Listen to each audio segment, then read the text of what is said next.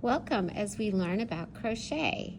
In today's video, I'm going to share with you some of the tools that you need to start crochet, and we'll discuss a few of them later on as well. But I just wanted to set up an example of some tools that you should have to get started. First of all, you want to have a pair of scissors for cutting. You want to have a crochet hook. This is a hook that has a plastic handle on it, and then it has the aluminum hook part here. You're able to read the number at the bottom. This is a 4mm hook, and we'll explain that number in just a second. Then I have two kinds of yarn needles. That's for ending your project. And finally, our yarn. Now the yarn that we're using is actually a 75% cotton yarn and a 25% nylon yarn. And I love this yarn because it doesn't fray very much. It's very good for beginners because when you make the stitch, it's easily seen.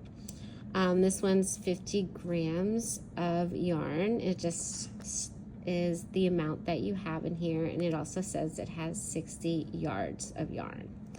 Now on the back, on most yarn balls or yarn material, you'll see it recommends a crochet hook to use for this one. So it says that it could be a 4mm through 4 or 5mm, and we have the 4 here, so that's going to work out great. It says it's machine washable yarn. It says it also can be used with a knitting needle. So that's some more information about that. And finally, it looks like it can also go on the dryer. So it's just giving you some washing and drying information on there.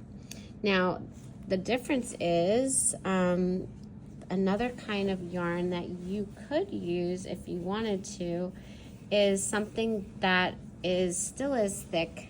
I don't have the container for it, but something like this is also good, but it can tend to unwind, and that's going to make it a little bit difficult when you're using the hook in the yarn. So you want to go for a yarn that is probably a little bit more secure, not to come undone, like these right here. You can find them on Amazon or sometimes at your local hobby store.